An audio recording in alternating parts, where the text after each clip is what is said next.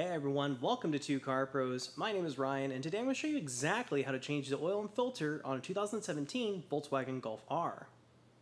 So this video is only really for the Golf R. That is that 2-liter inline-4 turbo engine. It's pretty common, they're everywhere. This is actually really simple and straightforward. Anybody could do this with simple tools at home in their own garage or driveway.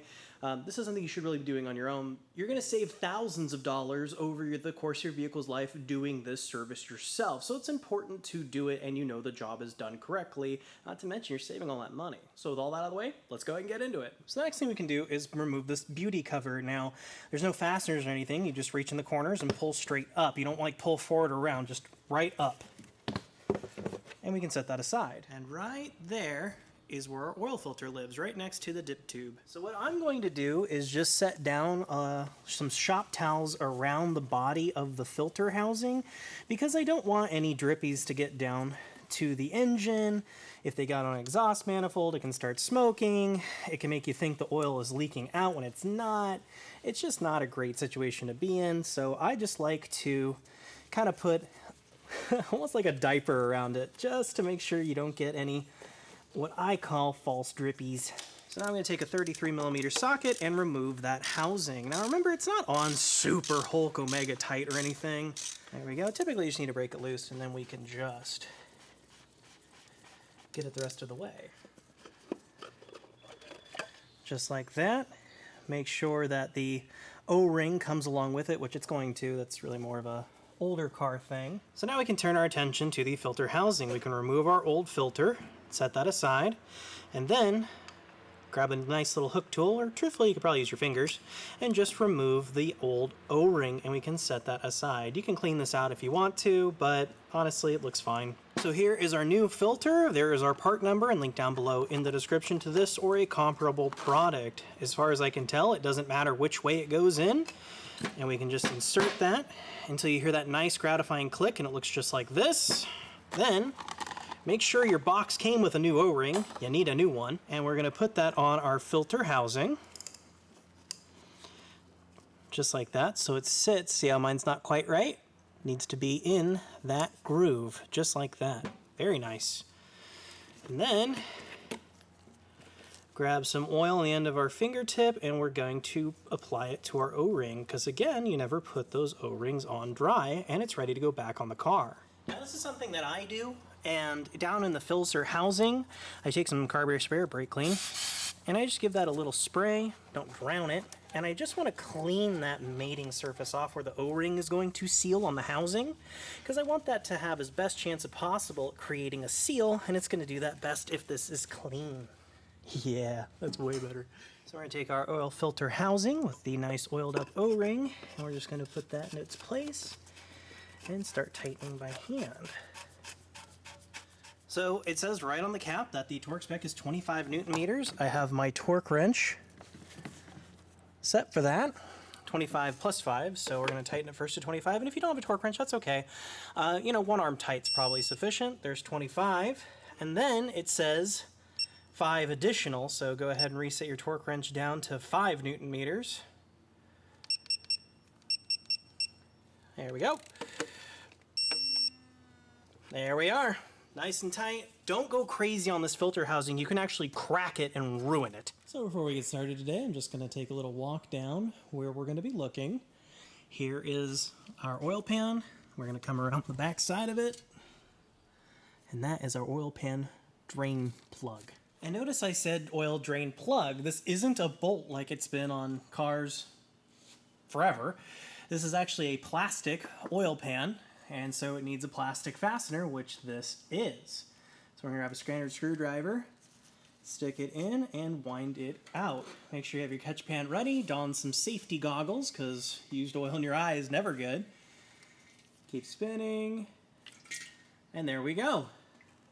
And we're just going to let that drain out. So here is our new oil drain plug. This isn't a reusable item. This is something that you use once and throw away.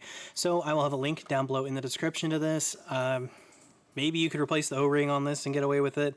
But why would you trust something like that? I'm not sure. I would just go ahead and get a new one. I'm sure someone in the comments will be like, oh, I change mine all the time and I use the same one. You could, maybe, potentially, but to be technically correct, you do need a new one of those guys, and I will leave a link down below. So what I'm going to do next is take some clean oil on the end of my fingertip, and I'm just going to apply it to that O-ring. You never put O-rings on dry because they have a propensity to tear.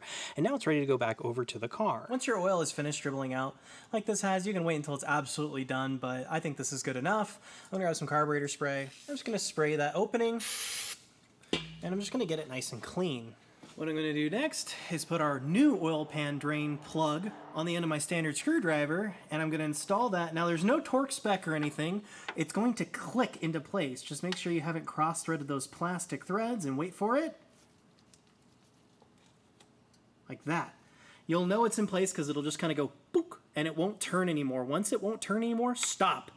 You don't need to tighten it any more than that. You'll break it. And then I'm going to hit it with a little more carburetor spray or brake clean, just so we don't get any drippies, because it's a bummer when you just have a little bit of a drip right here and it drips and it makes you think that there's something wrong with the oil change when there isn't, and that can lead to headaches. So make it nice and clean just like that. The next thing I'm going to do is remove our oil cap. It's north of our dip tube and filter housing assembly, just in case you're wondering.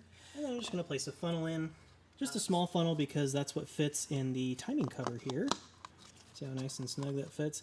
Truthfully, if you had a really steady hand, you could just add the oil in without a funnel and just don't make a mess. Here's the oil we're going to be using today. It is 5W40, full synthetic by Liquid Moly. This is really good stuff, and I've talked to all my VW friends, and they all say this is the go-to oil. And the amount is 6 quarts, so just go ahead and put 6 in. And there we go. Our last 6 quart is in, and now we can remove our funnel. With all those 6 quarts in, we can go ahead and remove our funnel and replace our cap. Excellent. And wipe off any excess you might have dripped. It happens. And then we're going to put on our engine cover. It doesn't come on with any fasteners, just these little stands, you might call them, those 4. And you just line it up. Once you're sure it's on there, just push it down.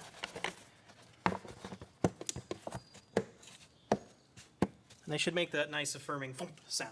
What I'm going to do next is start the engine, let it run for about 40 seconds or so.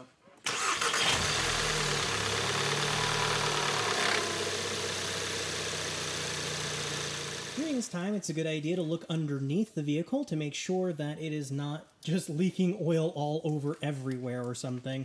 You want to check the base of the filter housing and where the oil plug is. So go ahead and do that. I've already checked it. This one's fine. So then we can take the dipstick out. Go ahead and clean that off. It's going to get a false reading, and then insert it all the way down and all the way back up to verify. Oh yeah. Might be a little challenging to see on camera, but it is right there at the end of my thumb, which is exactly where it needs to be. So 6 quarts is right on the money. So that's how to change the oil in a 2017 Volkswagen Golf R.